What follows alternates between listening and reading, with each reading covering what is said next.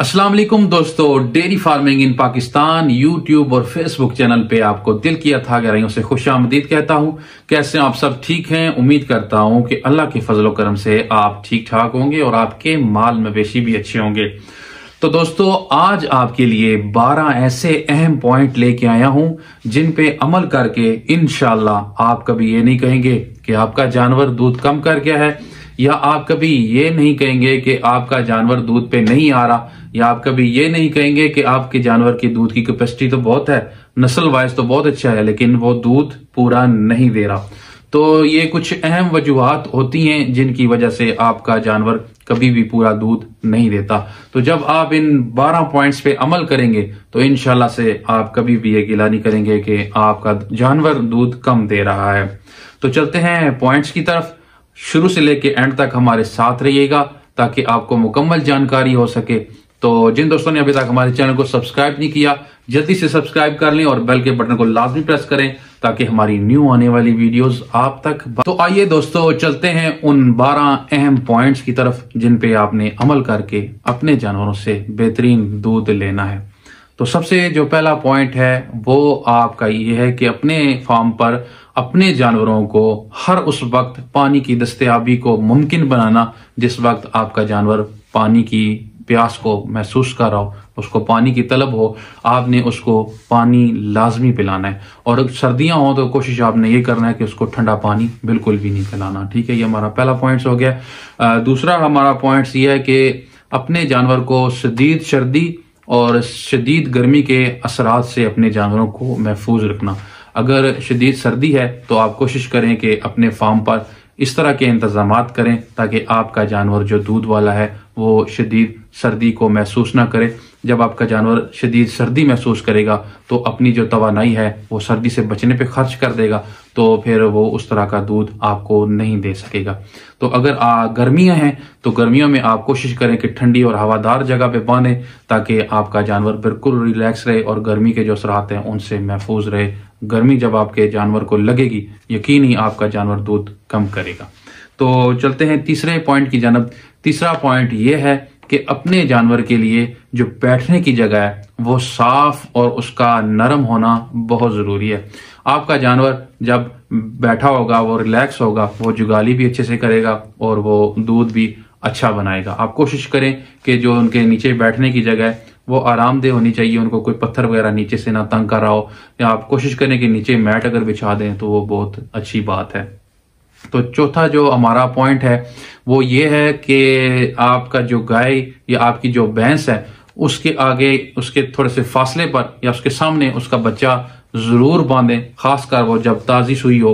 तो कुछ जानवर बहुत हसास तबीयत के होते हैं, तो जब आप उनका बच्चा दूर बांध देंगे, उनकी नजरों से ओझल कर देंगे, तो आपका जानवर हो सकता है स्ट्रेस ले और उसकी वजह से फिर आपका जानवर जो दूध है वो कम कर सकता है। तो हमारा जो 5वां पॉइंट है वो ये है कि अपने फार्म पर ऐसे जानवर को बिल्कुल भी उन दूध वाले जानवरों के करीब ना रखें जो दूसरे जानवरों को मारता हो। इससे भी आपका जानवर स्ट्रेस ले सकता है और फिर आपका जानवर दूध भी नहीं देगा। जहरी बात है, वो रिलैक्स नहीं होगा तो वो दूध कैसे बनाएगा। तो जो मारने वाले जानवर हैं उनको अलग बांधें। इसी तरह अगर आपके फार्म पर कोई काम करने वाला जो वर्कर है वो जानवरों को मारता है या वो प्यार से नहीं पेश आता तो उसको सख्ती से हिदायत करें कि जानवरों से प्यार से पेश आए और जानवरों के साथ शफकत करे ताकि जानवर उसके साथ घुल मिल जाएं और जानवर उसको दूध मुकम्मल दें। और हमारा जो छठा पॉइंट हमारा ये है कि अपने फार्म पर मक्खी और मच्छरों का खात्मा यकीनी बनाएं। तो ये ऐसी चीजें होती हैं कि जानवर को बहुत डिस्टर्ब करती हैं, जानवर बार बार तंग आता है, फिर जानवर उस तरह से जुगाली नहीं मार सकता, तो फिर उस तरह का वो दूध आपको नहीं देगा। तो ये फिर आपको स्प्रे करनी है या और पाउडर वगैरह ऐसे मिल जाते हैं जिनका छिड़काव करने से मक्खियां या मच्छर जो है ना वो भाग जाते हैं। तो 7वां जो हमारा पॉइंट है वो ये है कि आपका जो जानवर जितनी मिल्किंग कैपेसिटी रखता है उसके मुतल्लिक आप उसको उतनी खुराक देनी है आपने। तो आपका जानवर अगर ज़्यादा दूध वाला है तो यकीनन आपने उसको ज़्यादा खुराक देनी है ताकि आपका जानवर अपनी सेहत भी बरकरार रख सके और अपना दूध भी वो पूरा बना सके। ठीक है, तो ये पॉइंट था। और 8वां जो हमारा पॉइंट है वो यही है कि अपने जानवर से प्यार से पेश आना है आपने। ठीक है, अपने जानवर से आपने सख्ती नहीं करनी। कोशिश करें कि अपने जानवर के जिस्म पर हाथ फेरें ताकि आपका जानवर आपके साथ घुल मिल जाए और आपसे वो अजनबियत जो है वो महसूस ना करे।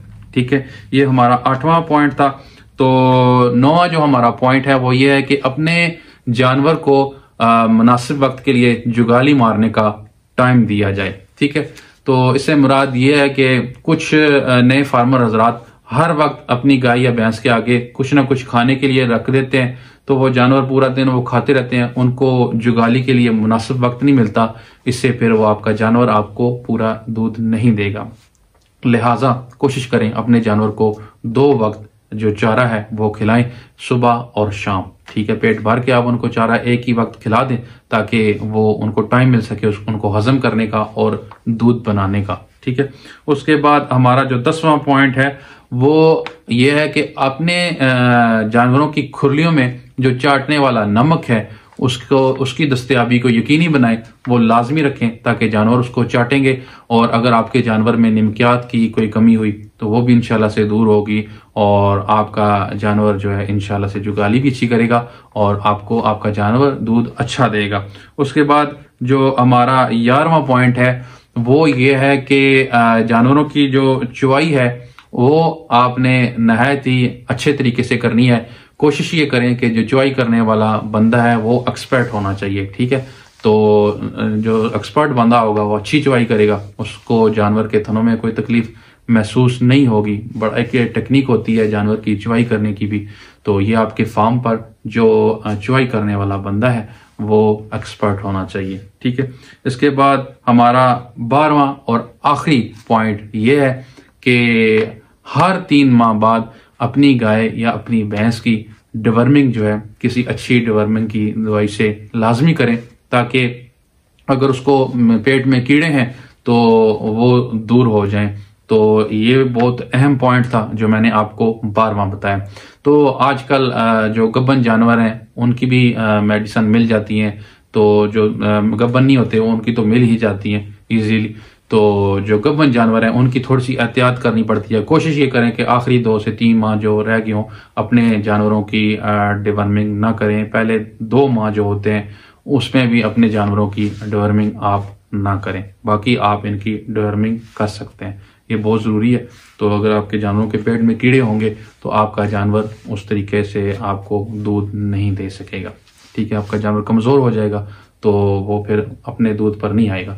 तो दोस्तों ये थे हमारे 12 अहम पॉइंट्स। इंशाल्लाह आप इन पर जब अमल करेंगे आप देखेंगे कि आपका जानवर आपको पूरा दूध देगा और दूध के हवाले से आपको आपके जानवर से किसी किस्म की कोई शिकायत नहीं होगी।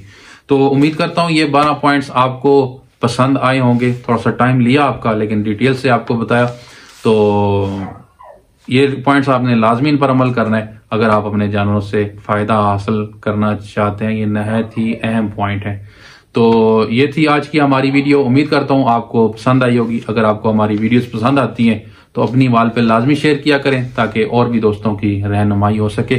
तो मिलेंगे फिर किसी नई वीडियो में। अपना ख्याल रखिएगा। इजाजत दीजिए भाई को। अल्लाह हाफिज।